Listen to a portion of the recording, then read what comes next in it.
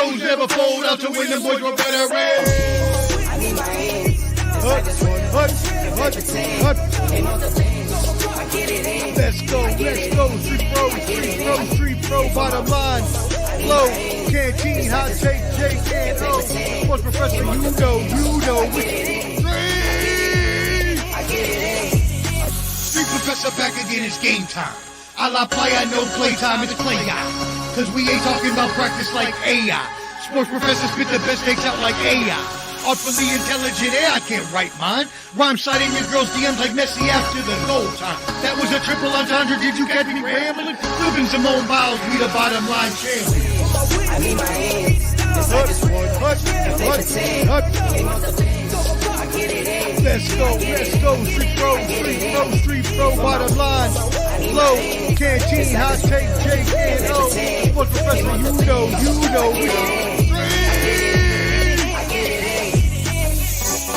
Yo, Street Professor, I'm back, baby, like I never left. Bottom line, flow, canteen, hot take, Jake, and O. Street! Stop. Go hard, or go home. Go hard, or go home. Go hard, or go home. Go hard, or go home. Touchdown like the end zone. When the circle turn to my home, can't get me out of my zone. Go hard, or go home. Go hard, or go home. Yeah, these championship rings on my hands now. In my head, I'm top 10, yeah, that's hands down. You a squad, now you're looking man down. Funny how foes turn to friends now. Drive a race car like a Atari now. Call filling up, I need product again. Treat the business like a playground, might slide on you. Do me wrong, might slide on you. Do a backflip, cause I'm mad rich. I'm the definition of what that is. Go hard, or go home. Go hard, or go home. Go hard, or go home. Go hard, or go home. Touchdown like the end zone. When the circle turn to my home, can't get me out of my zone. Go hard, or go home. Go hard, or go home. I'm a warrior, I go back to back, then go back to back. If I top the top, then I double back, and I'm topping that. Yeah, I beat my own records. Yeah, I gotta get money fetish. Same team, I don't set trip. Never dull, this electric. Went and put the Ricks on my toes. Me and bro, that's the give and go. Stay 100, end zone. Keep them coming. I know. I won't flood my wrist, no, I'm not dumb like that. No. I just wanna give my mama 100 racks. Go hard, or go home. Go hard, or go home. Go hard, or go home. Go hard, or go home. Touchdown like the end zone. When the circle turn to my home, can't get me out of my zone. Go hard, or go home. Go hard, or go home.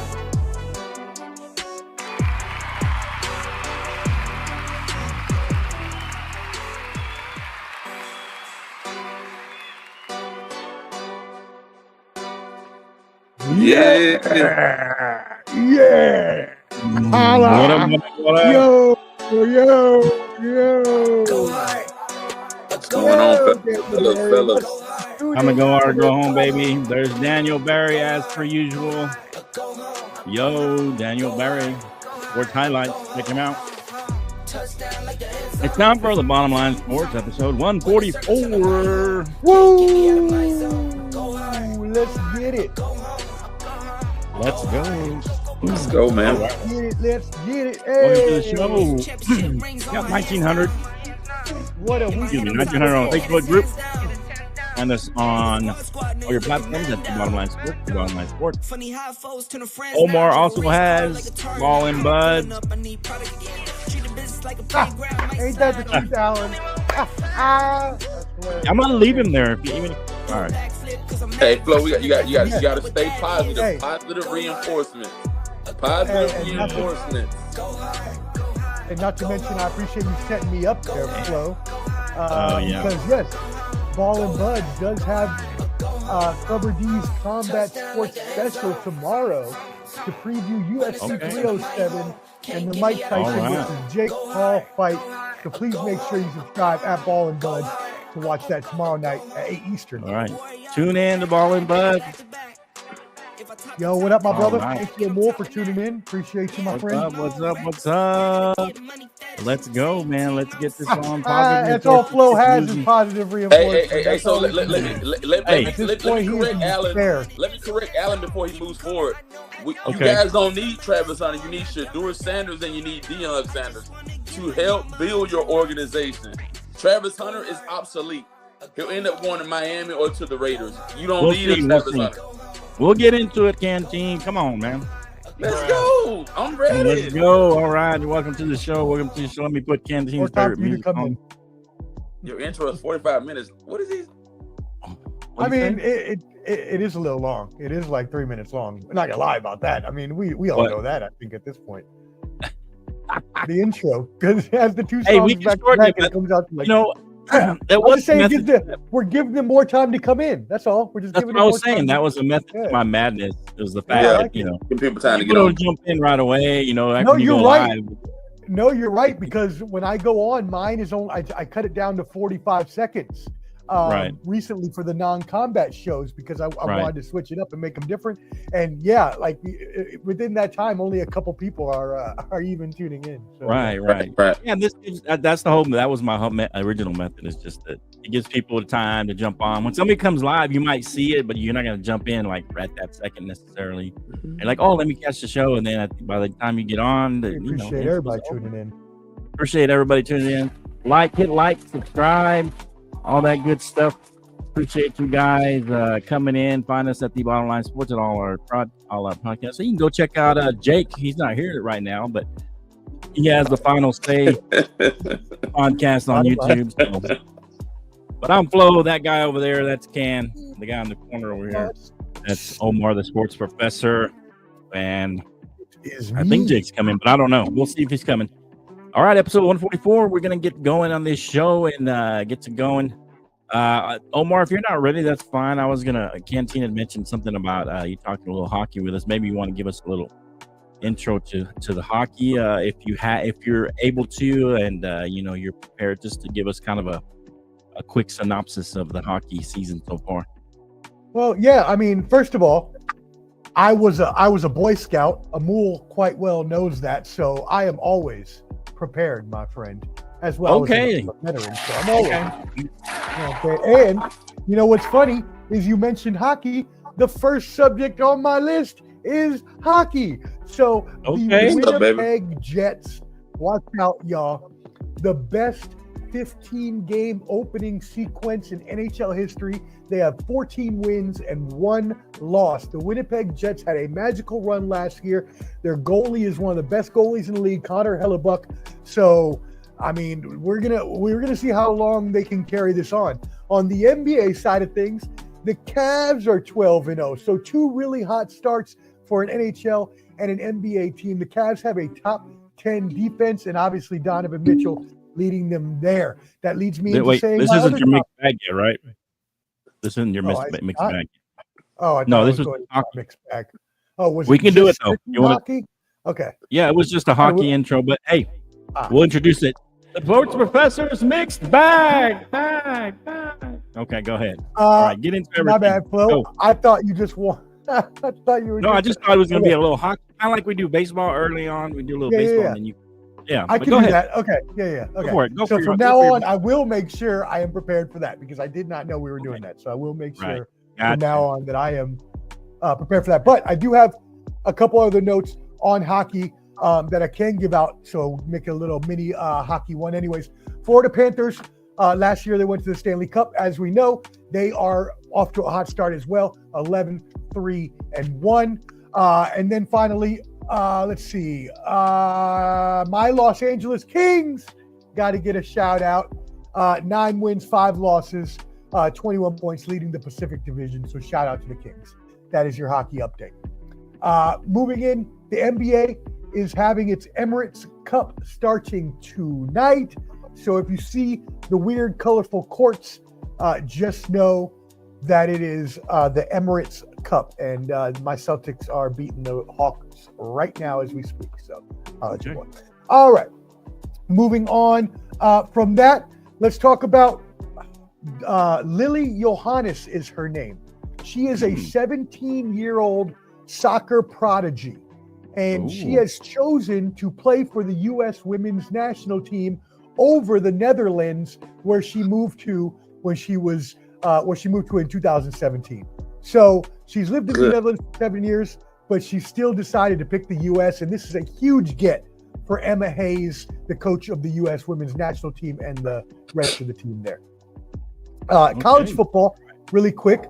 Kirby Smart came out and called one of the Georgia Bulldogs students an idiot.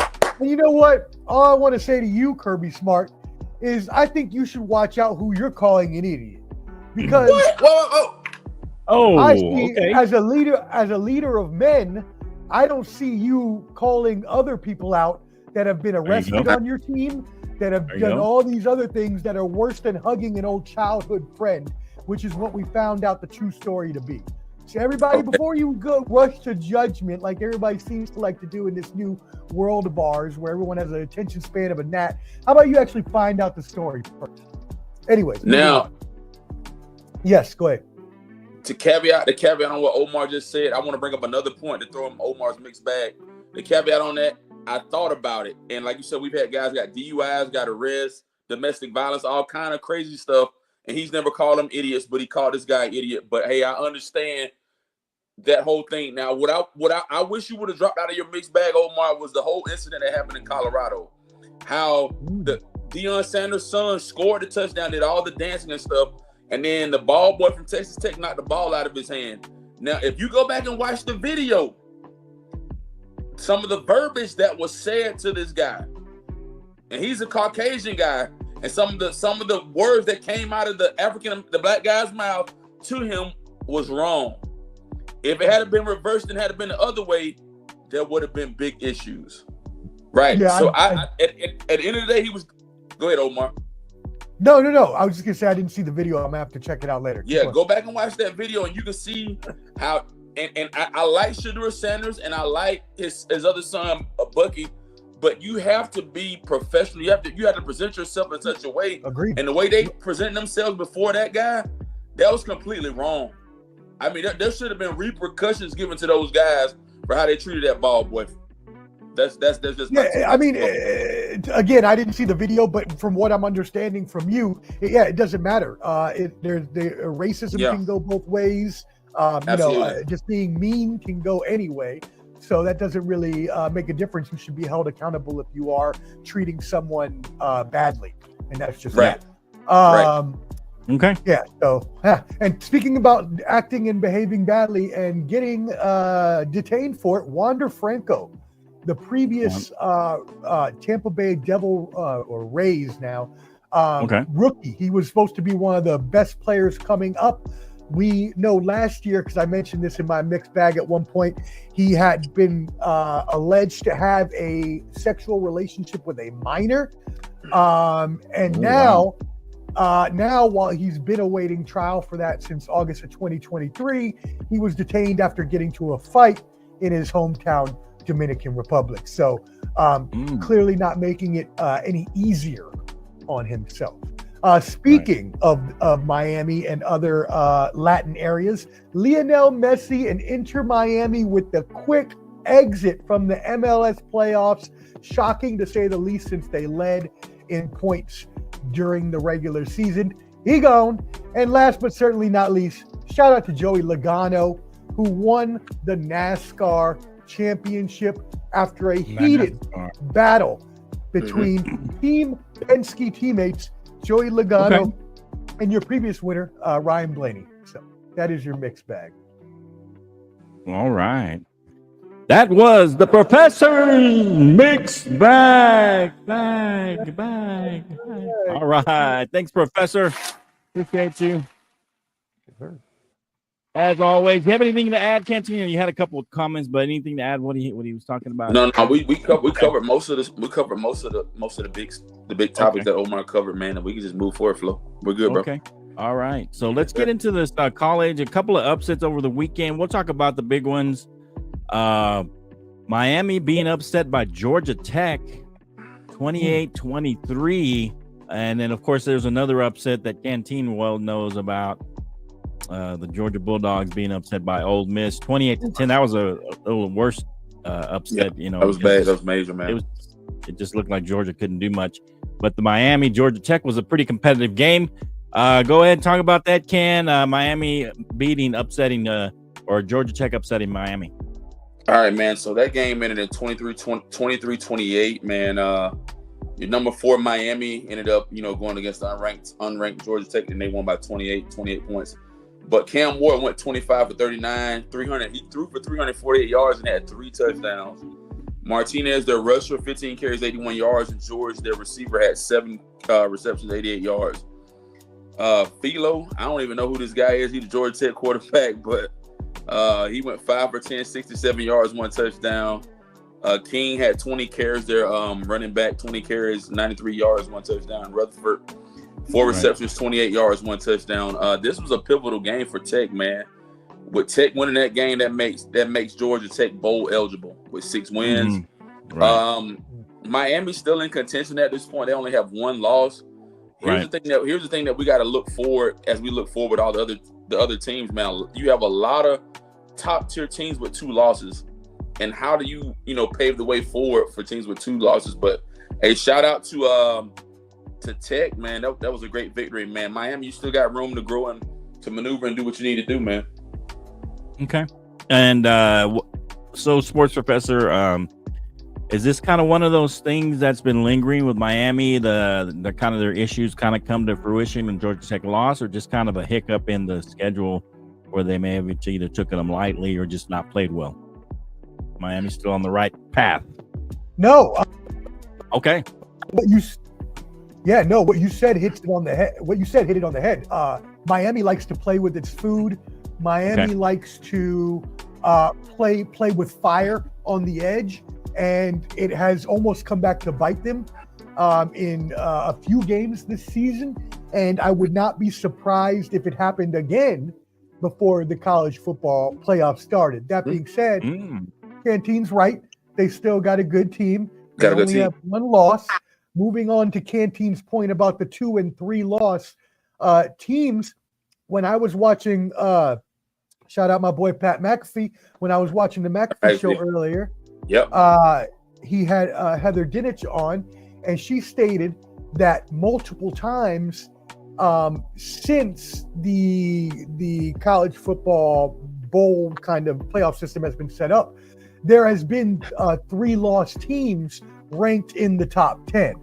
So that's happened on multiple years. That means that we could possibly see a 3-loss team sneak into the playoffs here. Or you could even see something like a Boise State taking the Big 12 spot, or one of the other spots, maybe if they have too many losses in the other division. Okay. Yeah. And so does it look now like Miami is going to need some help? Because, I mean, SMU surprisingly is 5-0 in the conference and playing well.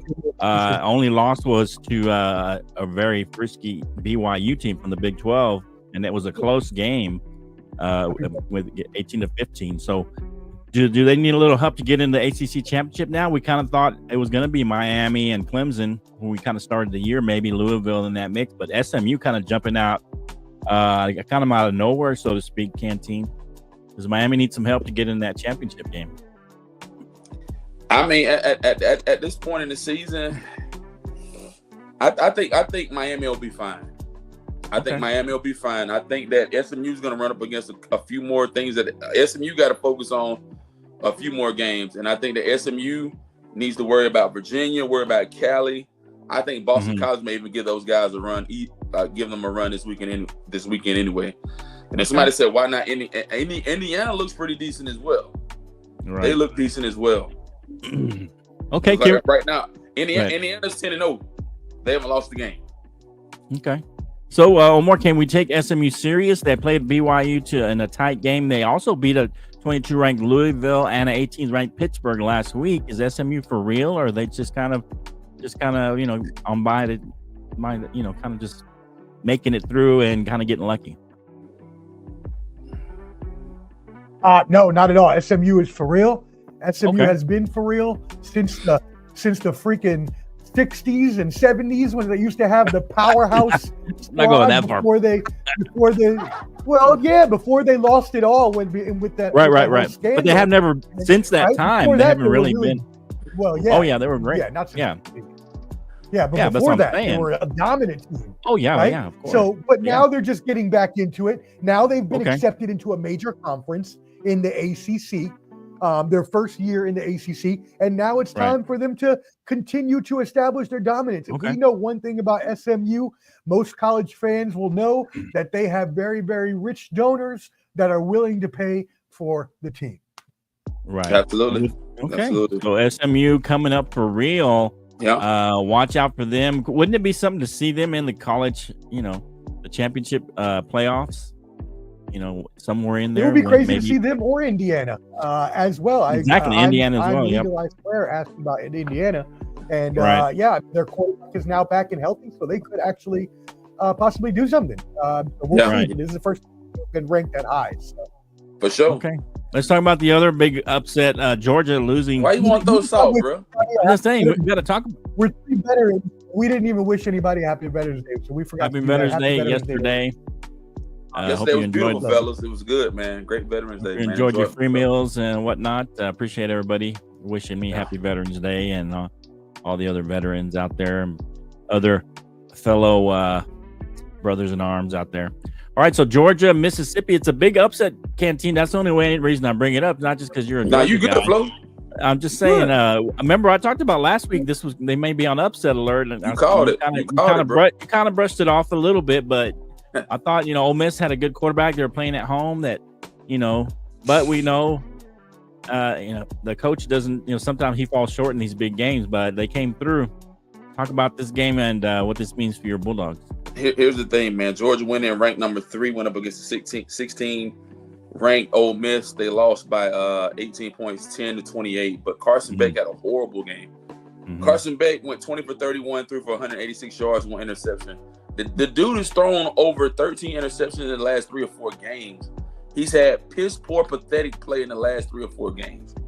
I don't know what his issue is. Then Frazier went 12 carries, 47 yards, 1 touchdown, and Lovett ended up having 4 receptions, 41 yards. But Dart, 13 for 22, 199 yards, 1 touchdown, 1 interception. Dart was also their leading rusher at 8 carries, 50 yards, and then their receiver ended up 4 receptions, 81 yards, man. Hey, Ole Miss serious. Ole Miss, they look really good, man. I'm not going to blame it on no inclement weather or anything like that happened with this game. Ole Miss looked really, really good. But then Georgia got a lot on their plate this week. College game day is headed to Athens, Georgia.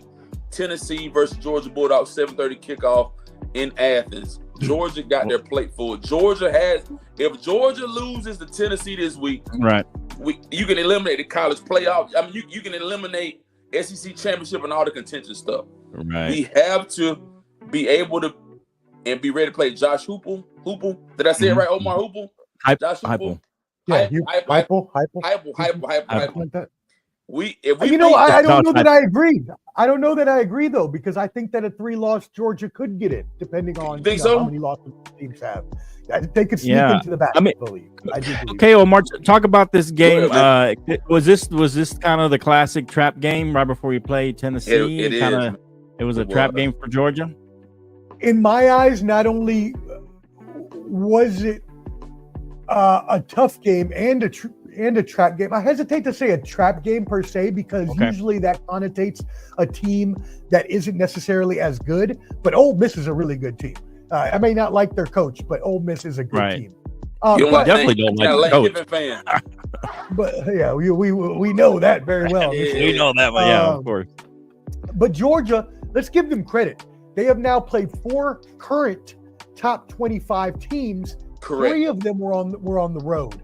So yes, I agree. Carson Beck is just not playing up to what they need him to do as a quarterback. Trevor Etienne has been hurt. This is a huge game for them going in to play Tennessee. Again, I don't know if it's necessarily an eliminator because we could possibly see a 3-loss team sneak in, but it doesn't help them if they lose to Tennessee. That's for sure. Now, Nico Iamaleava, the quarterback for Tennessee, actually got hurt last game. So we do not even know if he's going to be able to play.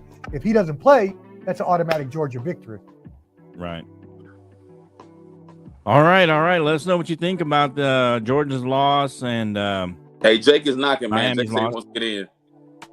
All right. Well, you know how to get in. He sent the link. Yeah, got the link. Come on in, Jake. All right, here we go. Any other games you want to talk about from last weekend? Nah, man. I mean, we can hit that Texas Tech game, Flo. I mean, to me, I'm real upset about that one. They had several missed calls. It got a little testy. Got a little trippy at the end. Got a little testy with the get that mom mentality with the crowd. So Flo, they were big plays, Ken. I mean, I was this is the most upset I've been in a long time.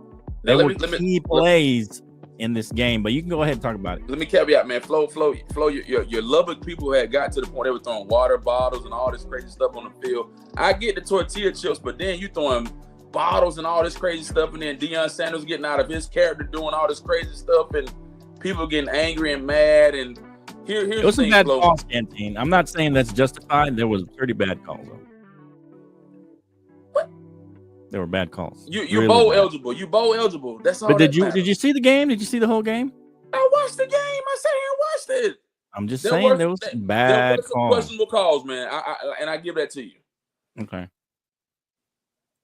What else did you want to talk about? The stats or anything, or what do you? Nah, man. I mean that game was what it is. No, I'm just okay. I'm just saying. No. I mean, as we can, as I just said, man, that was a great game.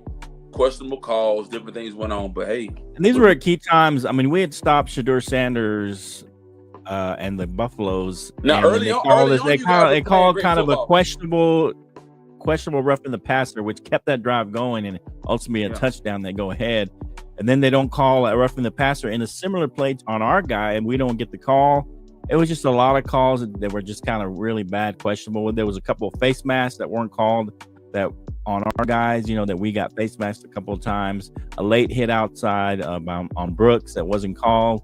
And it's just a lot of things, about 5 or 6 missed calls. And there were huge plays for either team if they get the call or if the call is missed or it's a bad call. So I don't know. That's just me. I haven't seen that many bad calls in a game in a long time, and it just bothered me. That's all I got to say about it. Oh, Jake's papa is back. I haven't seen him in forever. Hope you're well, sir. Yeah. No, I agree. I agree. What I'm saying is, and you know this, Omar, you've talked about this as well, but you get that mob mentality. Everybody's upset, and you keep seeing a call one way, but not the other way, and it keeps benefiting the other team. It keeps benefiting the other team, and then people start to get riled up, and and people, they shouldn't be throwing anything. But what I'm saying is, you get that mob mentality, and people get unruly, and I don't think it's right. I'm not saying they should have done that, but I'm saying I can understand why they were upset, because I was in my own living room upset. I was hot. You do not have to tell me about following along with the mob mentality. I've done that too many times in my life, right? To the detriment of myself and others. And all I will say is, if we're gonna call them out, I know I'm gonna let Hot Take Jake go because I know he wants to go off. But if we're gonna call them out, like we have to call them out just like we called that out a few weeks back when it happened. Right. What game was that? Where it happened was it Ohio State or Penn State or one of those? I don't want to call any school out. This happened a few weeks ago where they were throwing the water bottle on the field at Texas. It was a Texas fan. It was the Texas fans doing it. They did worse because they threw like 50 or 60 out there. Yeah, they threw like 100 balls out. But you shouldn't throw any, so both teams are right. No, I know. I'm just saying it was pretty bad, but yeah, you shouldn't throw anything at any player or any person. Can we give the proper respect to Dion, guys? Can we do that? There you go. Can we give the proper respect to Dion? Let him go. He changed the culture for this team. He changed the whole entire industry of this team. This is the most beautiful and iconic comeback I've ever seen. Colorado was 1 win 2 years ago, guys. They have now jumped up to be probably in favorites to win the Big 12. Yeah. Congratulations, Colorado. Congratulations, Shador. Congratulations, Dion. You did what you had to do. The reason Tech lost is they couldn't stop screen passes if their life depended on it. These guys were absolutely trash. I don't know how many screen passes we got to get a first down or a touchdown. It was and all those bad calls. Thing I ever watched. It was so bad. I knew the play, and I'm sitting down on a couch, and I knew what was going to happen next. Come on, man. Somehow Texas Tech didn't know that. It was screen passes, all wide receiver screen passes every single time. They needed a first down or a touchdown. That's all it was, guys. If you watch the game, I watched it literally. I was working at United and said, "Oh man, let me see this." Sure, I kept seeing it. I said, "Well, damn. Well, I know their next play. Screen pass. It started 9 every single time." Tech is not there yet. They're gonna have to teach themselves to be better. Congrats once again. And I think, let me tell y'all something, guys. This is where Jake goes a little bit off the rails, but I'm gonna be real. Woo! It's time to be on the rails. Come on, Jake. This team could very well not win 1, but two games in the playoffs, and maybe make a Final 4. Wow! After what I've seen this week, that was beautiful. Colorado. Colorado. I'm telling you right, they got one team in front of them. I mean, hey, right now they're on track, like you said, for the Big 12 championship game, and all they gotta do is win that. Shout out Warren Sapp once again. And they're gonna get a top 4 seed, which is a bye. I mean, they gotta beat Utah, and they gotta beat a frisky Kansas team. So Oklahoma State should be a win. They're not doing well. Now let me ask you this question, Jake. You think they're gonna beat Utah Saturday? You're damn right. You better book it already, Ken. That's a dub. Dub Club Dion. We know this already.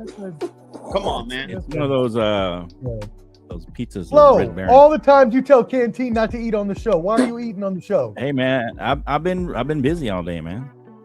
I haven't got to eat, man. I didn't get lunch. Come on. Yeah, but he's chomping and spitting and he's talking while he's got it in his mouth. Come on. And Pops, you're right. There has been a ton of bad calls because these refs and officials are horrible. In every damn league. Yeah, but they've been making too many mistakes. I'm sorry. All right. Proud of you, Dion. But okay, no, this is my last thing, Jake. You think that? Let me pull it up. I just had it up on my phone, Jake. You think that Colorado gonna win out, Jake? They have to beat BYU. They're gonna beat Utah, Kansas, and Oklahoma State. 3 straight. Count them dubs. All 3 dubs. You're damn right. So. Yeah, they'll finish at least 14 or 15. They said they're like 17, 18 right now. Yes, but then they get the two really good teams they played. They lost to Nebraska and Kansas State. They lost to them. And those are the two really good teams. Yeah, but we're burying. So they're not going to beat BYU. Even if they win the next 3, they're not beating BYU. This sounds like a hater like no other right here. Right. What are you talking about? You should know. You're the biggest hater. You're the biggest hater in Lubbock. Yes, you are. I'm not. You're the biggest hater. I mean, I would usually agree with that. You're not truthful. You are a hater. You don't speak truth. To be true to them. You speak truth, and you only like the truth when it goes your way. No, I speak truth through it all. No, sorry, no, man. You don't. No, you don't. It didn't look good. That doesn't even make sense. I gotta wait till we get to the next topic, Jake. Then I want to hear what you got to say on the next topic, on the NFL topic. Hey, Omar, shout out to you, Omar, and your whatever Wi-Fi you're using and whatever speakers you're using. You sound great, by the way. So shout out, Omar. He's clear as a bell. He sounds great. So. Are you messing? No, I'm serious. It looks great. Flo. You said how you do, Flo. Is he messing with me? It looks great. Now you're gonna be subconscious. Do I look like shit? Yeah. No, you look great. I can see all your little wrinkles and your little pimple on the left-hand side. Damn. Flo, why are you staring at my face like that? I got a little Omar looks stunning. Usually you're all like, it's all spotty, but it looks great. Jake, I'm ready. When the next topic, Jake, I want you to just open up, man. What's the next topic? Hey, look, all I have to say is this. Colorado They are in control of their own destiny, and that's all that matters. Yeah, they are. Thanks to Kansas beating Iowa State, if Colorado wins out, they're automatically in the conference title game, and that's all that matters. Okay. That's beautiful to hear. I love it. I love it. We'll see. Beautiful, Dion. And don't let us think that we're just going to gloss over the fact that y'all ain't going to talk about my game that I predicted. We're going to just gloss over it. We're going to talk about Alabama. Which one? Go ahead. Whooping on Alabama LSU. Game. Oh, okay. Go ahead. I think LSU. Jalen Milroe for rushing. I think Alabama too. Not good, but they've been one of my. And so no, I think that was a win for them. I think that this really proves that Kalen DeBoer can come back from setbacks, like when they lost a few weeks ago. Jalen Milroe has proven. Now, granted, we all know LSU's run defense is trash, but still, exactly, hard to get 4 rushing TDs against any team, no matter how trash. Yeah, he got 4. And even then, I mean, they were at home. LSU usually plays harder. It's tougher game. It's hard to play in Death Valley, man. It's hard to play. A&M beat them the same way, and South Carolina was beating them the exact same way before their quarterback got hurt. Yeah, I don't know what it is, and I feel so bad for Brian Kelly because he keeps getting these trash can defensive players, and he's trying his best to build them up. But boy, is it just a slap in the face when a guy that sells chips for a living knows, hey, they're gonna run the damn ball with the quarterback, and you can't stop it because I know for a fact Brian Kelly begged them over and over. Hey guys, they know our damn weakness. We've been losing like this the past 3 damn weeks. So stop the damn run with the quarterback. A slap in the face. Poor Brian Kelly. And boy, I don't ever want to hear Nussmeier's ever in the sentence that he's a good quarterback. Now, Jake, let me say this, Jake. Let me cap out on this point. Slap in the damn face, man. Jake, let me say this. I think LSU will have at least 8 wins on the season. They'll beat Florida, and they'll beat Oklahoma. I think they'll struggle against a team like Vanderbilt. But they have 3 losses, Huh? They have 3 losses. And I said I didn't want a 3-loss team near the playoffs. Yep, he sure did. Didn't want a 3-loss team. When do we stop hyping up Brian Kelly don't do that. failure after failure? Sorry, he has NFL capable players and caliber That's players. Hate, Omar. It's on him to get the best out of them. Take his fake ass country accent and go back up to Notre Dame where you came from. That's hate. He ain't going back to Notre Dame, man. Yeah, he ain't going back to Notre Dame. And Freeman's done well at Notre Dame. Yeah, I bet he goes to the NFL. I mean, his next stop will probably be NFL, don't you think? But like I said, a guy like Kelly don't fit NFL. He don't fit that. I don't He's a know. good college coach, man. I don't know. Where would he go from there, though? Alabama? There's nowhere to go. The board is gonna hold Alabama down. I mean, he's still a top 5 head coach in the league. Where does he go? I don't know about some other college team, man. But I don't think LSU's gonna drop him like that. I mean, man. they ran out. What's his name? Was it DeBorjan? What's his name? He got him a national championship. Orgeron. They ran him out a year after he got his national championship. Man. I'm just saying, man. They're gonna run Kelly out of there soon. Well, Bobby Boucher in the flesh. Couldn't understand a damn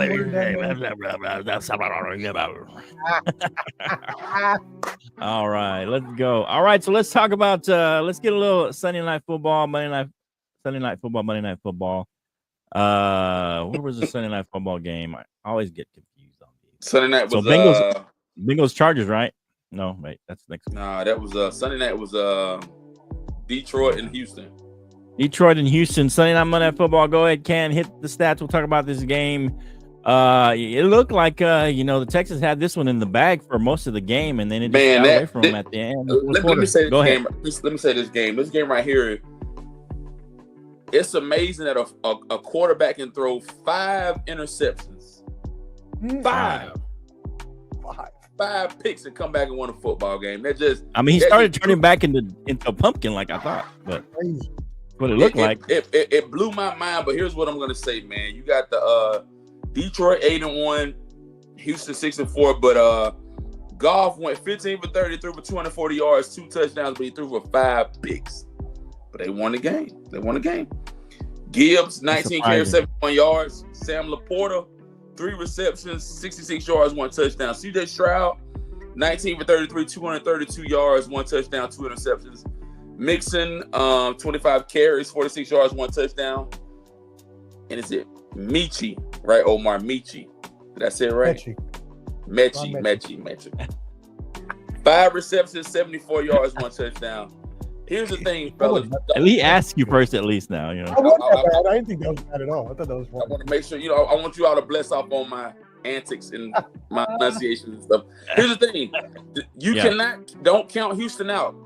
Bruh. Houston gonna win that division. Detroit, by default, right? Detroit, they dangerous, Flo. They dangerous at this point, man. Detroit dangerous, baby. Yeah, Omar, talk about dangerous. this game. Goff became just the 3rd quarterback in the last 30 years to win a game where he threw 5 interceptions. 5 picks. The great Matt Ryan against the Cardinals and Tony Romo in 2007 against the Bills. Your thoughts on this game, and is this maybe Goff showing a little chink in his quarterback armor, or just one of those games? Well, what's really crazy about that is that, first of all, this is the first time that anybody threw 5 picks since Jameis Winston did in October 13th, 2019 for Tampa Bay. But Goff also hadn't thrown an interception in 5 games and entered with only 4 all season and surpassed that total in 1 game. So we're just going to say that's an aberration, since obviously that's a little bit of an outlier, since he doesn't usually do that. He's usually a game manager who protects the ball and doesn't turn the ball over. But he has the team around him, like Canteen said, they're so good that they can survive him having a horrible game like that. They're 8-1 now. They won. That's their 7th straight in a row, and they won their 5th victory on the road. So that's the nail biter. Yeah, and Houston again. Go ahead, Canteen. Go ahead, Omar. You about to say? Go ahead. I was about to say what I was about to say. Go ahead, man. No, I was just going to say that Houston, you shouldn't count them out like you said, because they're going to get Nico Collins back, who they've been missing. Their offensive line is getting healthy again. So, and like you said, by default, they're probably good. That's all I want to say. Go ahead. What were you saying about the nail? No. What I was saying is, man, I was going to caveat on what you were just saying, man. Houston is going to continue to build, man. I mean, in their division, the only contender that you have in their division right now is Indianapolis. And Indianapolis is like 4-6, and they're in second place. So, I mean, that's all I got on that right there, man.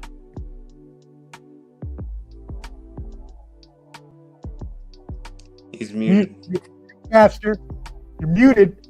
Mute master. Mute bum. I do it once in every 50 shows. Okay, but anyway, Jake. So I'm over here trying to mess with this line. Yeah. So Jake, what do you think? Did the Texans kind of give a recipe for how to beat the Lions? I mean, make Goff pass it, stop the run game, and make him become a passer. I think every good team has a bad day, and the Lions had a bad day. For them to win this game was resiliency.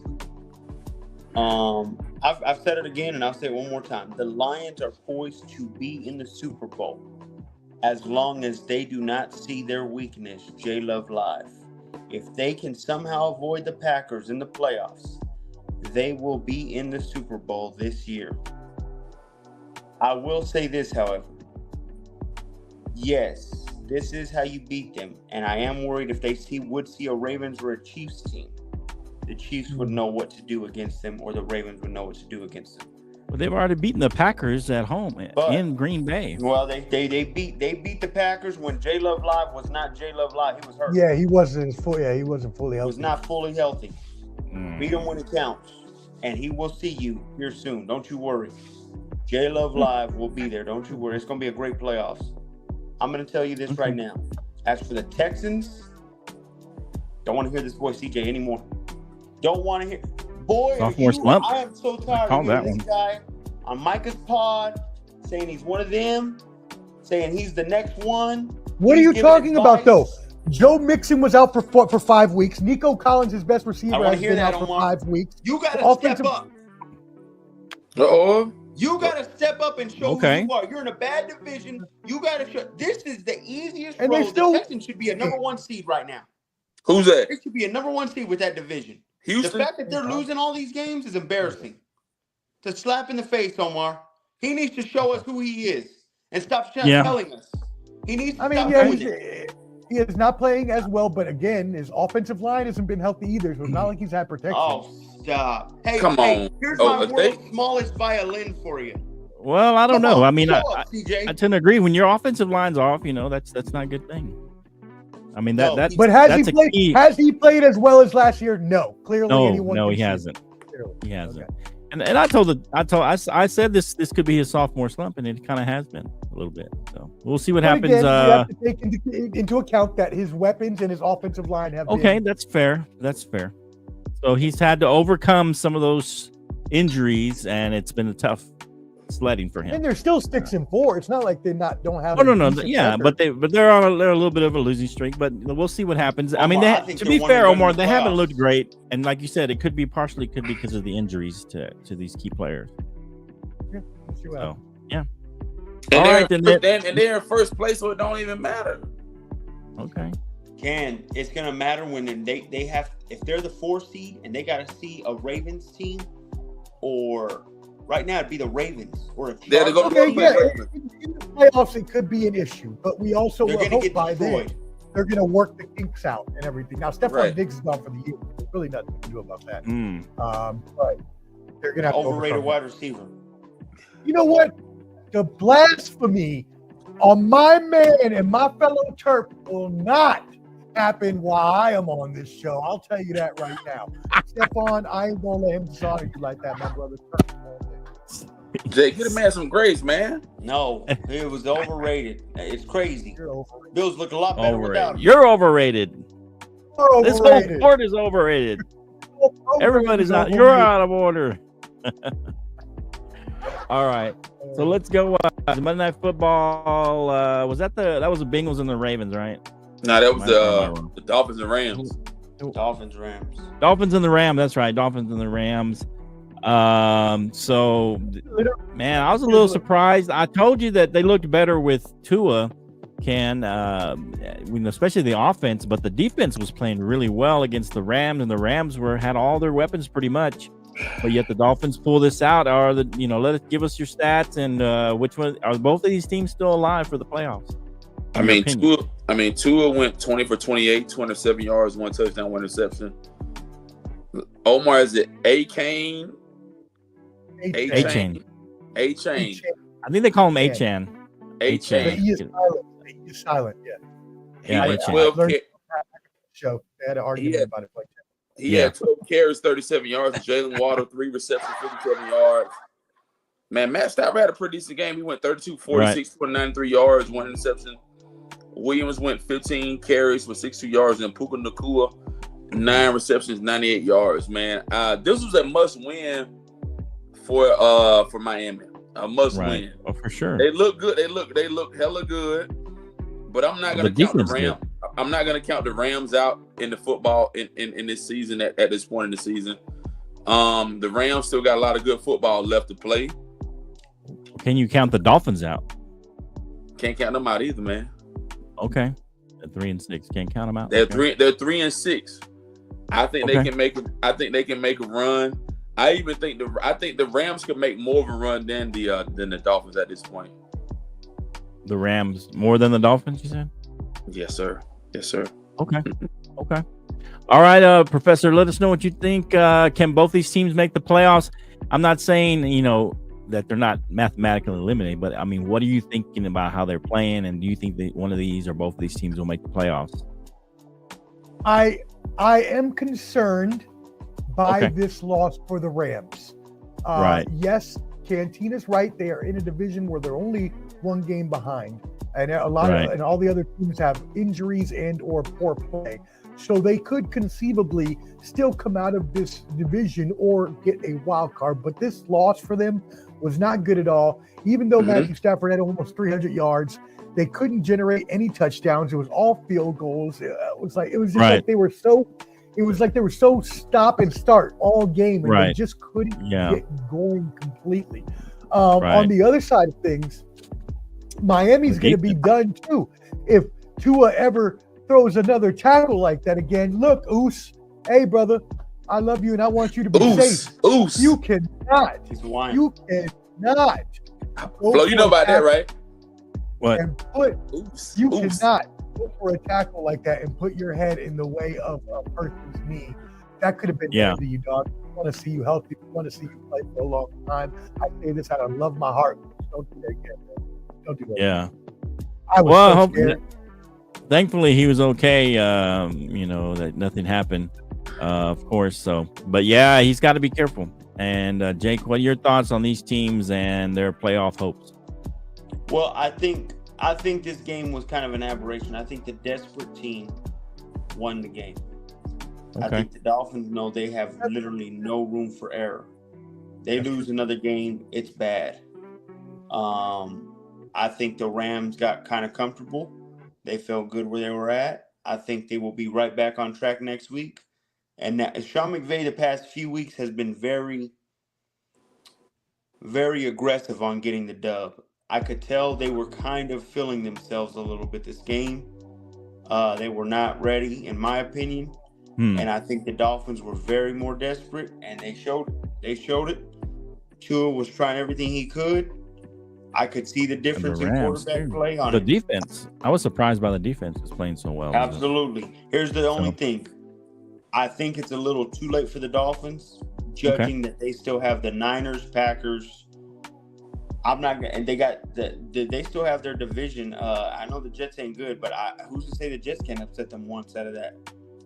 They still have a couple of teams that I don't know if they can beat. Now they have a couple easy ones coming up. I think it was the Patriots and somebody else. But other than that, they're right back at it. Yeah, they got an automatic win this weekend against my Raiders. Oh yeah, I forgot that trash can of a team out there in Las Vegas. Yeah, I get it. So real quick, as we wrapping this up as far as what happened this past weekend, we didn't get to do a Sunday surge, so we didn't get to talk about some of these. But the Bengals losing a close one to Baltimore. I mean, the Bengals also 3-6. Canteen, are the Bengals done? You didn't think the Dolphins were done at 3-6. So I mean, I guess the Bengals can't be done, right? Bengals are 4-6. Bengals ain't done. But I'm just saying, yeah, they got Bengals ain't done. Now, I will say this right now. There is a big pond in the way of the Bengals right now, and what I will say, the Steelers are 7-2. The Steelers went and upset the Washington Commanders on Sunday, and Russell Wilson is playing his best football right now. Better than with the Broncos. I don't care what Jake about to say, what Jake got to say, or better than with the Broncos. That's good. That's funny. Right now, the Steelers are in first place. What we gonna say about that, Jake? They got the Ravens this week. I want to see what happens when they play the Ravens. You said you want to see when they play the Commanders. No, you said last week. But the Commanders. Now that they played them, what do you have to say? That's what you said last week. Hold on. That's a rookie team. Come on. They were learning. No. Talk about me moving the goalposts, Canteen. Hold on. No. Come on. We're going to get to that. We're going to get to that. We're going to get to the Dallas game and all that. Well, I'm just saying this game right now. This game right now, he's moving the goalposts. He said, I want to see when they play the real team like the Commanders. Now, Jake, don't move the goalposts on this. No. There ain't no moving it. Here's my thing. And I expect more out of you, Jake. You played Jaden Daniels. I'm going to tell you exactly what happened. Now he's moving the goalposts, man. Jaden played great. Here's the difference that happened, Ken. What? His offense did not show up when it counted most. His tight end didn't catch the ball. He threw the ball where it needed to be. Jaden had the ball last and used it right. Now, if we want to crown Russell, crown him. But they got them Ravens coming up. And what happens then? Because I look. You want to crown him? Crown him. I looked at that. Took the damn ball away. And I think if you put Justin Fields in that, and I just had this fight with Matt. If you put Justin Fields in the same spot, I think they went all through the same game. I don't think so. I doubt it. I think there was a good move by a great coach. Omar, what do you think here with the Steelers and Russ? Was this a good move to put Russ in place of Fields? It looks like it was a good move. It looks like it's a good move, but we'll never know because, I mean, Justin Fields was winning. It's not like he had boss games. Yeah, but he wasn't playing like this. The offense wasn't moving and running like this, though. The offense was not scoring. Okay, That's the same thing, Omar. I agree that Russell Wilson has unlocked a new component to this offense because of the long ball that he can throw over what Justin Fields has in an arm. But at the same time, winning games is winning games. Whether you win games ugly, whether you win games with nice passes, whether you win games with running, the objective is every Sunday to try to win the game. Now, had Justin Fields gone on a losing streak, it would have been acceptable to bench him.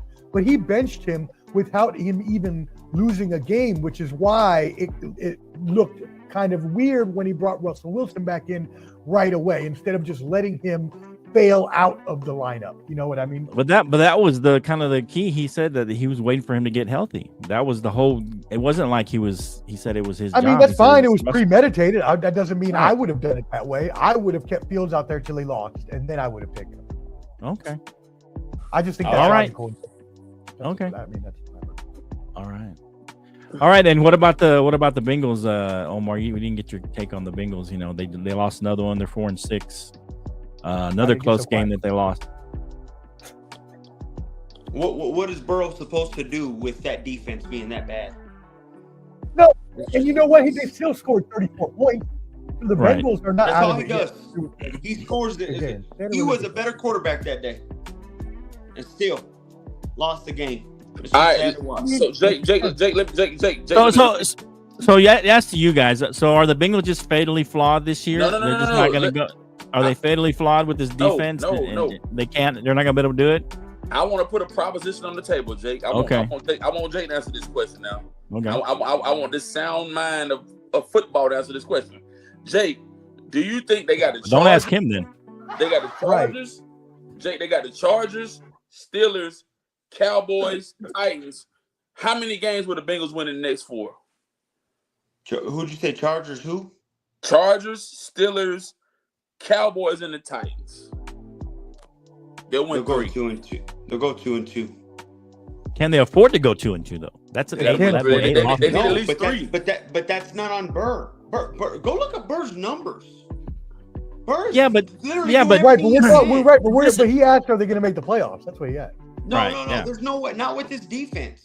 Burr had and there's another thing. I've never seen a quarterback go 4 TDs, no picks, 428 yards passing, and lose the damn game. Jamar Chase had damn near 225 yards himself. Right.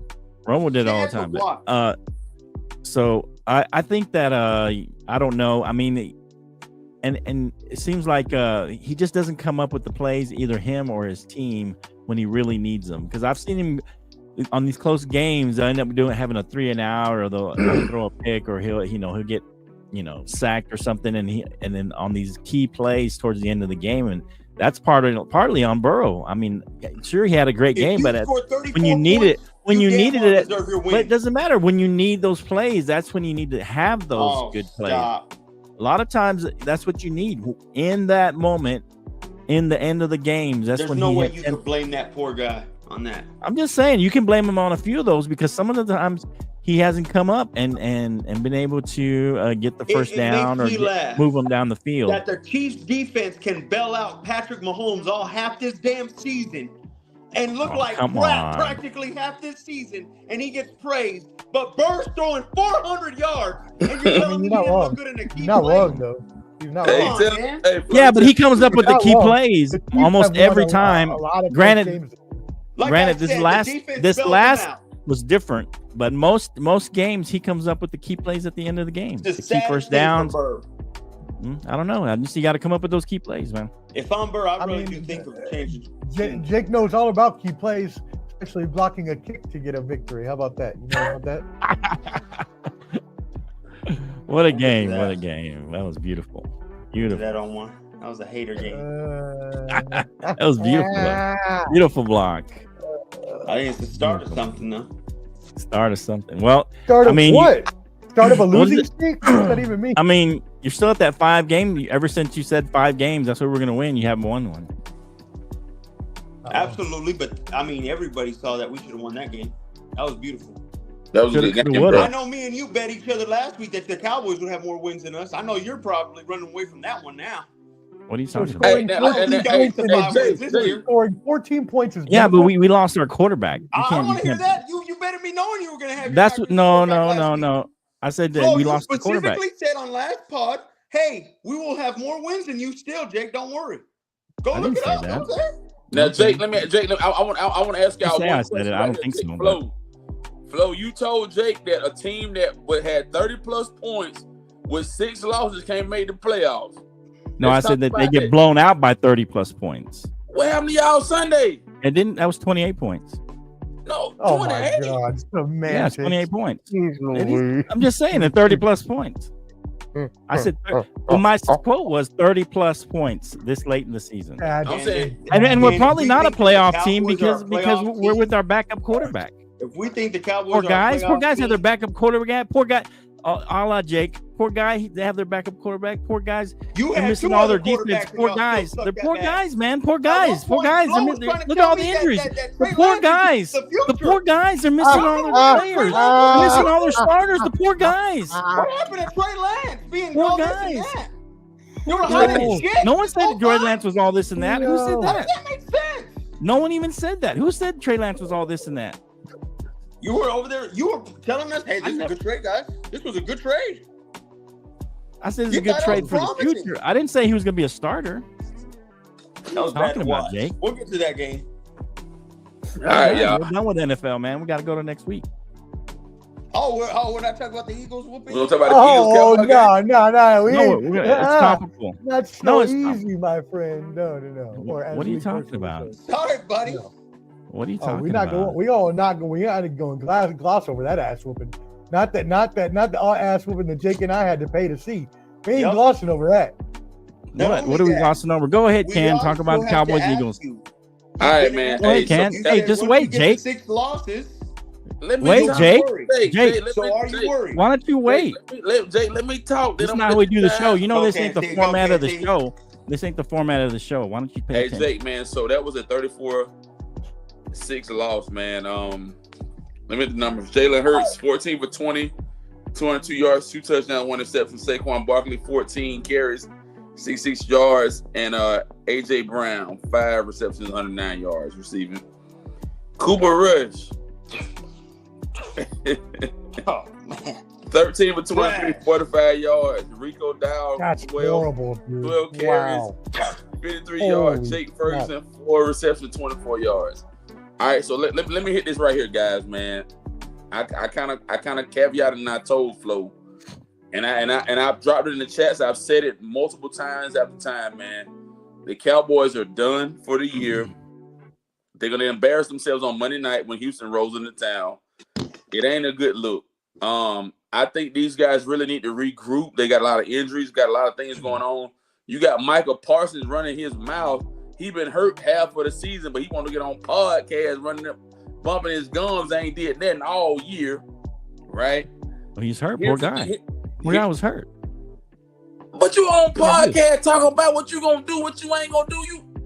Hey, they had a good game though. He was one of the bright spots. He getting on podcast just talking. Don't be part of the Pantene is the way to put it. Don't be part jumping of the media and then complain about the media when they catch you on what you said on your own media. He just said, what did he say? He didn't say nothing. What did he say? He talked bad about Mike McCarthy. What did he say? He talked bad about Mike McCarthy. But he said that was not the point of what he said. He said that's not what he was trying to say. He never clarified his point. Yes, he did. He did clarify it. He did clarify it. Yes, he did. I love it. It doesn't matter what ESPN does. Yes, he did clarify. He said I didn't mean. He did say that. He said I didn't mean this against Mike McCarthy. I love Mike McCarthy. To clarify what he meant by bringing up Mike's time. But he doesn't have to because you guys are just jumping all over it for no reason. Right here, Jake, Same thing with Trump. You jump all over one little thing and. Anyway, what the hell does this go politics? What the heck going on here? I'm just saying, people jump on one little thing somebody says and they make it into something that it's not. All right, that's what I'm saying. Mike did that to himself. Jake, let me caveat on this point right here. The Dallas Cowboys. The Dallas Cowboys are done. I don't think they're gonna fire Mike McCarthy because they don't want a big disruption to interrupt or kind of screw the season over. I think they're gonna ride with McCarthy until the end of the season. Here's what the Cowboys got to worry about. They got Monday Night Football, and it ain't gonna be no sun in nobody's eyes because it's gonna be late night dark. Y'all talk about the sun in everybody's eyes. It's gonna be dark Monday night, Flo. Houston gonna beat you. The Commanders gonna beat you. Y'all might lose on Thanksgiving, and the Giants don't even look too bad now. The Giants look pretty good too, cause the Giants should have beat Carolina. The Giants might beat you on Thanksgiving, Flo. Then you got the Bengals. Listen, man, Flo. Just give it up. Just give it up to next year, bro. And look, you tried to coerce me, but I went back home. You tried to swindle me, but I went back to that. You didn't. I didn't try to. You swindled me, Ken. Let's get that straight. You swindled me to pretend like you were a Cowboys fan. You were never a Cowboys fan, so don't tell me I swindled you. I didn't want to hear that. ATL, shouter. ATL, baby. Go. Y'all ain't doing nothing either. Y'all ain't doing nothing in the playoffs either. So gone. We're gonna make it. Like Jake said, you winning that division by default. Default. Now, see, that's what Jake said. You said Jake's football. Jake had a football mind. He said y'all default. You brought up Jake having the football mind. Go ahead, Jake. What you got to say about it? Go. Let Omar go. Jake goes last. Go ahead, Omar. What you got to say, Omar? What do you think of the game, Omar? Watching this horrific game, wasting damn money on this game, thinking that it was going to be a division rivalry fight. All I know is shout out my boy DJ Danny West. If you're looking for the biggest DJ in Dallas, that is him. He DJs in the Stadium Club, and thank God for that, because I had all you could drink free drink, and I wouldn't have been able to get through that game any other way, because that's how horrible that game was. There's nothing else to say about the Cowboys. They are completely and utterly done for, especially if Prescott is done for the year. I mean, what do? If you're Jerry Jones, does he still pay Micah Parsons after the season? Obviously, he said he's not going to fire McCarthy during the season, so Canteen's right. He's going to wait till after, but he's still getting fired after, so it doesn't really matter. Maybe. Enough about the sorry-ass Cowboys. Don't nobody care about them. I do want to give a shout out. Why did you bring it up? Eagles. Oh, because I just wanted to trash them because I wasted good money to go see them, and I appreciate you putting the money in the pockets of the Cowboys. It didn't go to your pockets; it went to Jerry Jones's pockets. What you think? It still goes in the pocket of my team. Professor Stat Jalen Hurts finished with a passer rating of 115 and became the first quarterback in NFL history with a touchdown pass, a rushing TD, and 100+ quarterback rating in 4 consecutive games. He's looking good. He's looking very good. Look, everybody's trashing on your Cowboys. I'll spare them. Those guys are trash. We understand that already. I'll spare them. So you say, you'll spare them and call them trash. Oh, okay. Oh, they're trash. We just have to finish that off. I'll spare them, but I'm going to call them trash one more time. But as for the Eagles, guys, this is a matchup of a lifetime this Thursday. We got a great game to watch. Commanders, Eagles. It's going to be a dogfight for the end. A dogfight. That's going to be one. I cannot Speaking of wait. Commanders, shout out my Commanders insider, Ball and Buzz Commanders. Put that up insider, already when you were talking. Oh, did you? I didn't see you do that. My bad. I apologize if I didn't see it. My bad. Yeah. Hey, he said here comes Deion. I agree, though. I think Commanders. I think the Commanders and Eagles are going to put on a nice run at the end of this division here. To put a cap on the Cowboys, poor guys, they got a lot of injuries. So I really hope that's not your new thing now. That's my thing. Jake uses it all the time when his team loses. Poor guy. He's injured. Poor guy. Didn't have anybody out there. Poor guys. So anyway, so didn't you have something for me, Canteen? Some kind of question as opposed to when it comes to the Cowboys or something? Didn't you say something about? So as I told you earlier, man, I was sitting here this morning before I went to work, had me some coffee, had me a little breakfast, and I was here watching Unsportsmanlike, and they proposed a question. They said that they think that Deion Sanders and Shedeur Sanders will be the next big moves that come to Dallas. Now, here's my thing. I don't think that Deion Sanders will be a great coach for you all. I think Shedeur Sanders will be a great addition. Here's the problem in Dallas. Jerry got the show. Jerry a showstopper. But if you bring in a Deion gonna take all that from him, man. So here's the thing, Flo. All is not lost in Dallas, man. It's not lost. But it's time to win. You're a Dallas fan. It's time to win. Yeah, it's time to win. We got to have the players, though. And whose fault you ain't got the players? Whose fault you ain't got the players? What are you talking about? We ain't got we had a backup. What do you mean whose fault? We had a lot of injuries. We had like 6 Jerry injuries. Jones' fault. Key injuries. That's his fault. Flo, Jerry Jones' fault for sure. Jerry Jones would have made moves during the offseason. What are you talking about? You ain't got what anyway. you ain't got because you ain't. Act like you don't know what we're talking about. Okay. Man, we ain't got. But what are we supposed to do? Fire the GM? Who's gonna do that? Nobody. So what are you talking about? Well, I don't know. That sounds like a personal I'm just problem. saying. That sounds like a personal problem. That's what I say. But now the other problem with your theory is that Shedeur Sanders is going to the Raiders. There's no way he gets. We don't know that. Maybe. I don't know. I wouldn't put it past the Raiders to do something dumb. What? I wouldn't put it past y'all. Dang. I'm just saying. I got you.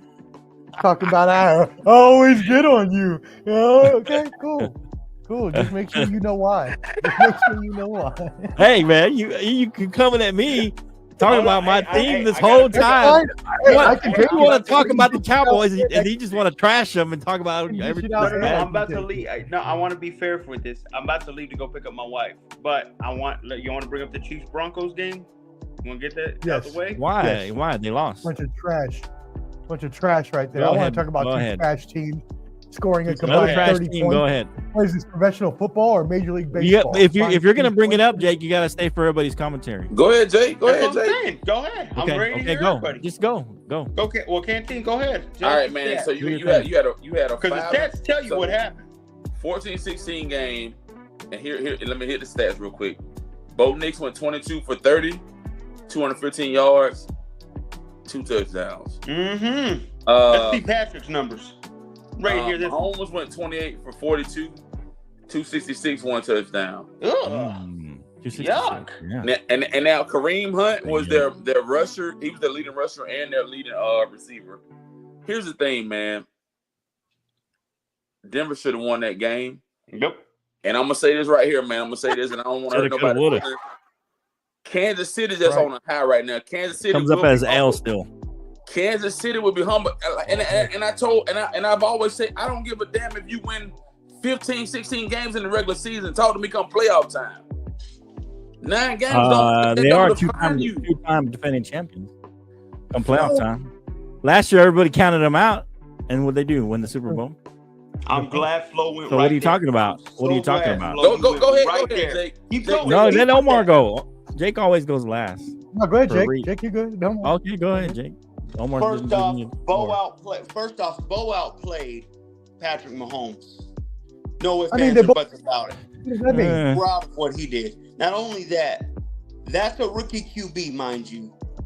Getting the ball with 5.5 minutes left and holding it down. See, nobody knows that. To say, hey, you get the ball with 5 minutes left, you don't score quick. Sean Payton brought out the best game plan you could think of. We're going to score, so we're going to get to first down. Sean Payton's a bum. Slowly. So and the best game plan he could think of produced 14 points. I'm telling you, this is how you beat the Chiefs. And I'm going to add this one in, Omar. This is the finale right here. Get ready for this one. Oh, get ready, everybody. All right, Omar. I mean, I could have coached the Broncos to 14 points. Jeez Louise.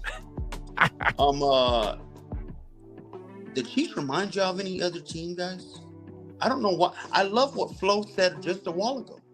He said everybody was counting them out, and they won a Super Bowl. Well, here's the thing. I'm so glad Flo said that, because what happened this year is everybody is so afraid of them that they're all staying on the boat because they don't want to look dumb. Well, let me tell you something. Give me a raft. Get me off this boat. They're not doing shit. I say they lose in the first round of the playoffs. First round. So congratulations, Chiefs. First round. Congratulations. You absolutely will make the divisional round because you get the bye. But you will not get past that. They remind me of the Eagles of last year. And then I remember a Steelers How is that? 3-4 years ago with Big Ben. I don't know what he's talking about. He's just on a rant. And yet somehow they thought they were good too. This team is not that great, guys. This team is not that great. They only have one of the best defenses out there. Okay. Hey, the Steelers had a great defense. They look like trash. Look, Shane Peter call you out. You can't say this is how you beat the Chiefs when you lose to the Chiefs. Get out of here with that. Exactly. The blueprint's there. The blueprint's there. The blueprint's there. Don't get your field goal blocked at the end of the game. That's the blueprint. Go pick up your wife and don't wear an Undertaker hat. Hit a simple chip shot field goal. That's the blueprint. At the end of the game, make sure you hit a chip shot field goal. We'll see them again. And in Denver. You know what? They're probably going to give you that game because they'll probably have it wrapped up. They're not even going to play their starters that game. So I'll probably give you that game because by the time that game comes around, they're going to lock up first place and they probably won't even play their starters. Hey Omar, I know you know about the cheating stuff. Did you hear how good old Pat Mahomes was over there telling the refs, "Hey, let me know if they're near me next time, please." Did you hear that, Omar? No, nobody heard that. You know, I know I have heard a lot of things where there's audio of him saying that. Gets a lot of we're playing Mahomes and the refs. From the refs. Yeah, I agree. Hey, it's what they used to do with Brady. Hey, so I know it all too well. Right next to me. That sounds like that's the hater voice, guys. You've ever heard a hater voice? It's right there. No, I'll post it on the page, guys. Don't y'all worry. Shoot, man, you gotta play Kermit. Hey, you gotta play Kermit and his refs. Congrats. Bye, Jake. Bye, Jake. Good try. Congratulations on the missed field goal. Goodbye. Good job. Good job missing the field goal. Goodbye. You crazy, man. Good job, Jake. We still got a chance. Are you gonna leave or not? Come on, Jake. Well, I want to hear what Omar said. Bye-bye. Keep them off the phone. Well, no, I already said what I'd say. The fact that you all combined to score 30 points in one NFL game. This was a key right here, though. That's all that means. You all are trash. The Broncos aren't doing anything. What a great point by Shane. What a great point. Game one. Don't worry. What a great point. Until you might win, and you might win the other game because the Chiefs will have it locked up. They won't need that game. You probably will need it. You'll probably need it to get in the playoffs. I guarantee you're going to need that game to get in the playoffs. I'm pretty sure you're going to need that game to get into the playoffs. Something the Cowboys. Because you know what? You're all about Bird time. You're all about Burrow and Bird time. But if Burrow starts getting hot, they're going to knock you out of the playoffs. You're in last place. So if Burrow moves up, you guys move down, and we play Burrow. Okay, you're going to beat him. I think we beat him because his defense. Okay, is then so Bird. bad. There's no such thing as Bird time. That's why you're trying to get off the Bengals bandwagon, because you know that if they move up, you move down. You are. You can't win with that defense. You were all about Burrow the whole time. Now all of a sudden you're switching your tune because you're right there at the edge. And if the Bengals start winning, that means you're going to get knocked out. Bird's going to go 2-2 the next 2 games. The Broncos won't even. That's what you say, yeah. But you were all about Bird time. That was your whole thing all year. All of a sudden now you're changing your tune. And you're saying they're not going to make the playoffs. Yeah, because if they make the playoffs, you're going to end up missing the playoffs. That's why.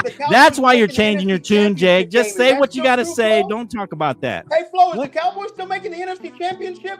If we're going to keep to our same tunes, let's keep them all the way, Flo. No, because they got injuries, Jake. Oh, if Bo Nix gets knocked out, are you making the playoffs? Are you making the playoffs? If Bo Nix gets knocked out, are you making the playoffs? You know what's sad? Are you making the playoffs? Answer the question, Jake. You're Sean the one yelling and win screaming. with other quarterbacks. Answer the question. Answer the question, Jake. Answer the question. Are you winning without Bo Nix? Are you winning without Bo Nix? Are you winning without Bo Nix? Answer the dumb question. You're winning without him? Win. Sean Payton's a better head coach than Michael okay. Okay, I hope he gets knocked out for 5 games. Just for 5 games. He gets knocked out? I do. Just to show, just so you can go and say, poor guy, he's injured, poor guy. Flo, you know what's sad though? Come on, get out of here. Just get off the show. You're done. I thought you got to pick up your wife. You know what's sad, guys? When I watched that game live, she's way better takes than you. She has way better takes than you. We need to get her on the show. Get you off the show. They all look the same. Yeah, Bo Nix, I hope he gets knocked out just to prove your point about how they're going to look without Bo Nix. Let's hope he gets knocked out. We'll see you later. Shout out. Knock out Bo Nix, guys. Next game, make sure you knock him out. Knock him out of the game. Not for the whole season. Not a big injury. Just for 4 or 5 games. Well, that's not nice. That is not Christian. Not nice. What are you talking about? We're good. We missed a kick. Make the kick, man. Congrats on going to the playoffs. Make the kick, man. See, he won't. I made him stay like 10 minutes longer, just making fun of him. His wife's gonna be mad at him. Any more games we want to talk about, guys? That was fun. All right, I'm good, bro. You want to go to next week? We talk next week. Thursday. Let's go to week 11.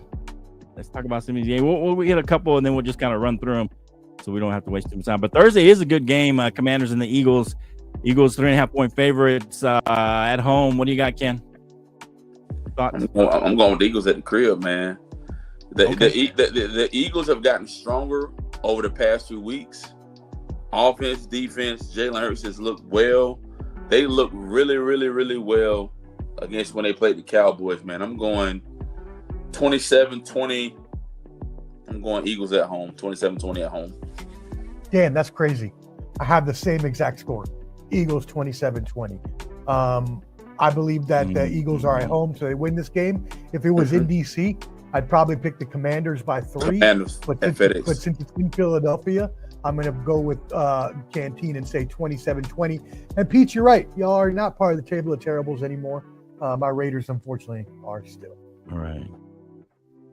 Okay. I'm gonna say the Eagles probably lose this game. I think the Commanders need to come back and win after that tough loss against the Steelers. If you look at the last 2 playoff teams, type caliber teams that the Eagles have played, they lost to Atlanta and Tampa Bay.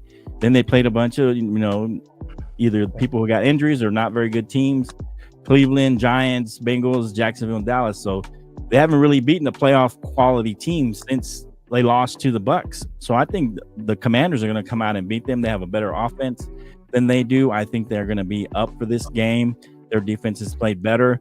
And I think that they're gonna go in there and they're gonna win this game. It'll be a tight game. I don't think it'll be any kind of blowout, but it's gonna be a close, good game, solid game.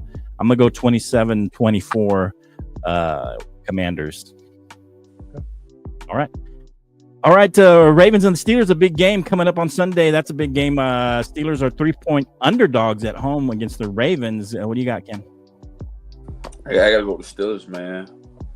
The reason I'm going with the Steelers, man, I like Mike Tomlin. I like what Russell Wilson and the company, man. These guys, Russell Wilson, Najee Harris, George Pickens, these guys have really, really been playing some great football. And the thing about it is, like I've always said this, Mike Tomlin has never had a losing season. And Mike Tomlin and company always find ways to win. This is a bigger win for the Steelers. Steelers at home. At Heinz Field. Right. I'm going to go 30-27. Close game. I like the Steelers at home, man. 30-27. Okay. What do you got, Omar? Yeah, I agree with pretty much everything that Ken said, but my issue is that they both have really good defenses. So then you got to look at the offensive playmakers. And for me, the Ravens aren't as good as they were last year defensively, but they're not as good as they're like team. They're in the bottom half defensively. Yeah, maybe about midpoint, I'd give you. Okay. But anyways, their offensive players for me are better. So I believe that this, magical little run for the Steelers takes a loss here. I do think they still make the playoffs. I think Canteen is right. They just find a way to win most of those games. And usually in a game like this, a division game at home, I would usually take the home team. But I just feel that offensive player makers for the Ravens are just better than the Steelers. Okay. That's fair. And they are 27th overall in defense, so they're not that great this year. That's been their Achilles heel, I think. Almost with Joe Burrow, the defense has let Lamar down a few times, even though he's had great games here and there. I think the defense has let him down, especially against the pass. They're 32nd against the pass, so Russ may be able to cook a little bit on this, and he's got Mike Williams now into the fold. He had a great game. He had a great catch in that game, and I think that they're going to start getting more and more integrated. I like the way defense is playing. I like the way the Steelers defense is playing, and the last time they played a good defense, or at least one of the last 2 times, Kansas City beat them. Kansas City has a pretty good defense, and also Cleveland.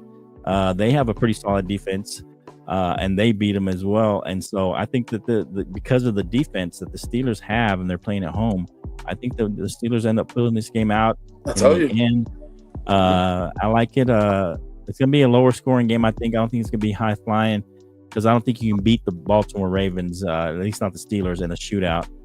So I think it'll be something more like a 23-19 game. 23-19. And you were right about their pass defense. I misspoke. I was trying to quote their rush defense being really good. Their rush defense is really good. But yes, you're right. Their pass defense is not good. You're right. Okay. All right. So then let's go Packers and Bears. That's a big game for the Bears. They've been kind of a little bit of a skid canteen. They're 6-point underdogs against the Packers. Jordan Love hasn't looked great, even coming off the injury. He has not played that good. I think he still leads the league in interceptions, unless I don't think Jared Goff passed with those 5 interceptions, but he was leading the league with him and Geno Smith with interceptions, and he's played 2 less games than other quarterbacks. What do you got here on this game? That game, man, it's gonna be at Soldier Field, 1:00 kickoff. Yeah, it's gonna be in Chicago. I'm going with the Bears. Bears by 3. Wow. I'm gonna say the Bears 24-27. And I'm gonna say it's a close game. The Bears need this victory, man. They do need it. To stay relevant. The Bears, they got Swift. They got Omar. How do you say his name? Odunze. They got everything that they need, and they got Omar. Hey, bro, I'm asking questions before I even put these questions out. I know. That's good though. I know. That's good. I'm prompting you before I put the questions out there, man. Just wait to see if I say yes to the first one, because then you could have just saved yourself the embarrassment of Dunce. There you go. Yeah. Hey, the Bears need this victory, man, to stay relevant, man. Because that division is kind of tight right now. I mean, you got Minnesota. I think Minnesota's at the top, right? Yeah. Minnesota, Green Bay, then the Bears. Detroit. I think it's Detroit. No. Detroit, Minnesota. Yeah. Detroit's the top. Then Green Bay, then the Bears. Right. The Bears are going to win 24-27 at home. On Soldier Field. What do you got, Omar? Okay, what do you got, Omar? I usually, in this sort of situation where you have a new offensive coordinator, defensive coordinator, a new coach getting installed, usually you have some bump in team morale, which creates a victory, kind of like they had this past weekend when the Saints introduced their new coach, Darren Rizzi, and won that game. So yeah, I could see the Bears winning some. I don't know what he's listening to. It ain't me. I don't know what. That's good. I don't know. I could see the Bears winning this game in a similar fashion like the Saints won this past weekend.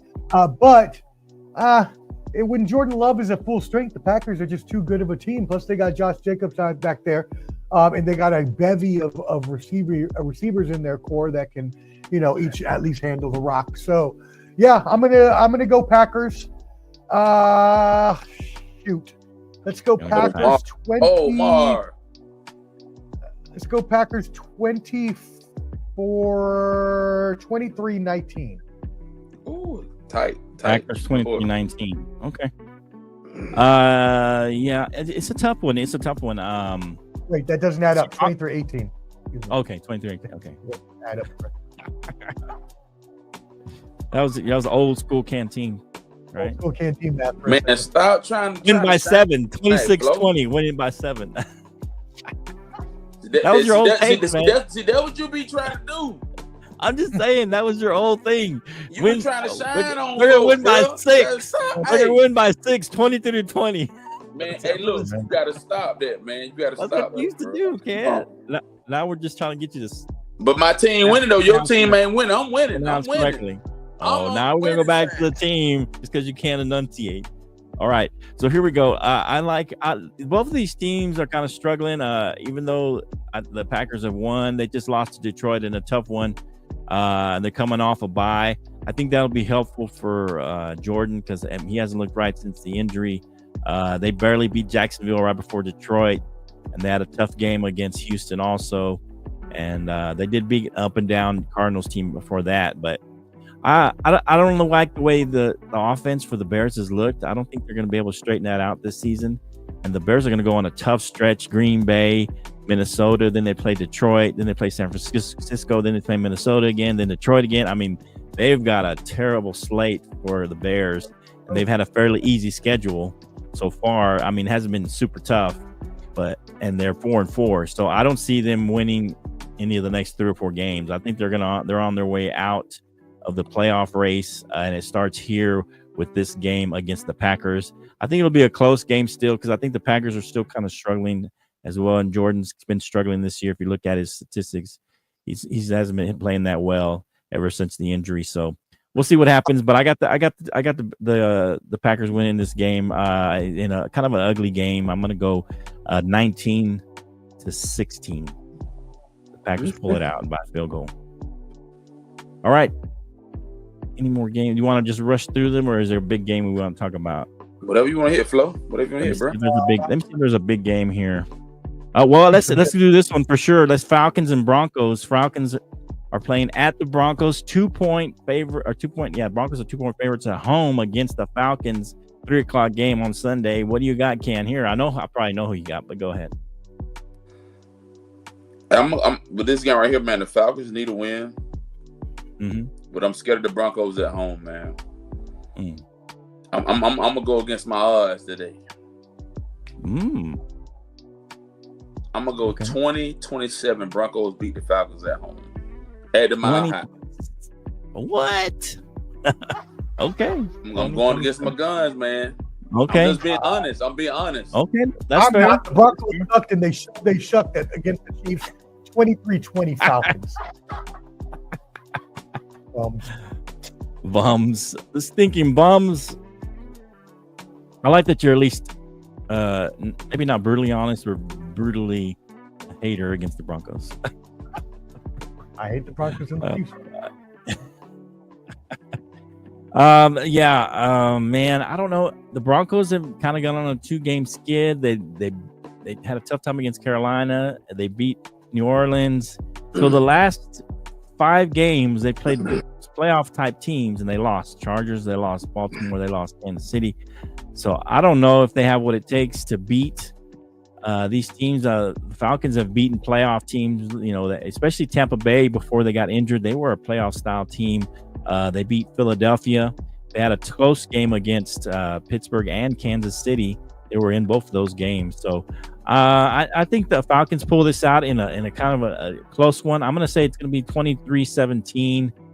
Falcons pull this one out on the road in a tough game with a pretty good defense, but against a rookie quarterback, I think they pull this one out this week. And this is a good point that Shane brought up. Shane Peters says the Bears are awful. There's a revolution in their locker room. I think he means more of a revolt, but same thing. Revolt, and yeah. Caleb has been awful. His accuracy is deep and outside the numbers is the worst by a QB in 15 years, and he has no confidence. Completely agree. Yeah. His confidence. Yeah, that's why I said their offense has not looked good. So, And all right, so another damn quarterback. Jeez Louise, the Chicago Bears are the worst quarterbacks. Yeah. I mean, we're not. So let's do Chiefs Bills. That's going to be a good game. That's a big game coming up. The Chiefs undefeated, but are underdogs on the road. 2.5-point underdogs against the Bills on the road. Canteen gets a big game coming up this weekend. Chiefs at the Bills. It's gonna be rough, man. Yeah, they going to the mile. They going to High Mark, man. Orchard Park. I've been there before, man. Yeah. Cold, crazy. Is it already cold right now, Ken? Is it already cold right now? Is it already cold in November? Oh, what? Is it? I don't know. I'm asking. You've been there. You do something there. Flo, Orchard Park now? Yeah, it's already freezing. It's a little nippy, man. But a little nippy. Buffalo gonna humble those guys Sunday, man. Oh, I like Buffalo 34-27. Ooh, really? Okay. Bills at home. Very similar scores today. I agree. I think the Chiefs have been like the Miami U, playing with fire too much, getting too close in these games. A lot of their wins have been close wins. The Chiefs probably shouldn't even be undefeated at this point with all the close wins that they have. So I'm going to take Buffalo at home to prove that they are a contender and just as good as the Chiefs. I'm going to take Buffalo 34-31. Okay. All right. I'm leaning Buffalo right now. I'm gonna do Flo's favorites later on, but this is where I'm leaning right now. Those would be my official picks. But I'm leaning towards Buffalo. I think it'll be a lower scoring game because the Chiefs haven't given up more than 25 points all year. Normally they give up about 20 to 17 points. I think they average just under 20 points a game giving up. So I don't think this is going to be a high scoring game. I think this will be kind of a defensive game. That's kind of how the Chiefs win and how they play. I don't think the Bills are going to be able to score that as much. They got a great secondary. I think they'll keep this low, but I think the Chiefs finally might lose one at this point. They're bound to lose one. I don't think it's hard to go undefeated in this league. And the Bills, they're playing at home.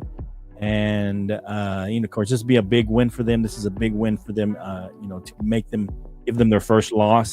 So I'm going to go Buffalo in a close one. I'm going to go 24-21. Buffalo wins this one in a close one. Yeah. All right. Let's go. Okay, that's pretty much it. Unless you want to hit. Let's see. I think the Bengals beat the Chargers at home, but that's just the other one I have. Bengals. But that's Sunday. That's Sunday. We'll talk about that one on Sunday. That game. Oh, okay. It's our Sunday surge. Yeah. My bad. Yeah. Sunday. Okay. All right. Yeah, we're good then. All right, man. All right. Any final words for the folks out there? Hey, great run, fellas, man. Hey, great run, fellas. At good football. Ball and Buzz tomorrow night. We'll hop in with Clubber D and Omar. Let's get it. Hey, Friday night gonna be epic, man. Jake Paul versus Tyson Friday night. Let's go, baby. Let's get it. Let's do it. Okay. That's right. Tune in tomorrow, 8 p.m. Eastern on YouTube at Ball and Buds. Or if you're in the Bottom Line Sports, you can watch it there tomorrow as well. All right. All right. So, yeah, go tune in for that. Go find Jake over there at the Final Say podcast over on YouTube. Him and his buddy Juan and Matty Ice. Check that out. Go check out Clubber D on Ball and Buds. See what he has to say about the Tyson-Jake Paul fight. Should be exciting. Clubber's always got some good takes when it comes to combat sports. And, we'll see you next time on the Bottom Line Sports. Bottom Line Sports. The Bottom Line Sports. I guess we out of here. Let me hit this. We out of here. Let me hit the outro. Turn it down a little bit there. All right. See you next time on the Bottom Line Sports. Appreciate you tuning in. Hit that like, subscribe, share this content. And appreciate everybody that commented on the show. See you next time. Have a good night, Oil John. Have a good night, Papa Jake. Hey, have a good night. Have a good night. Yeah. Johnny boy, I miss you, Johnny. I was in town last weekend. I should have called you. See you next time. Online Sports. Peace.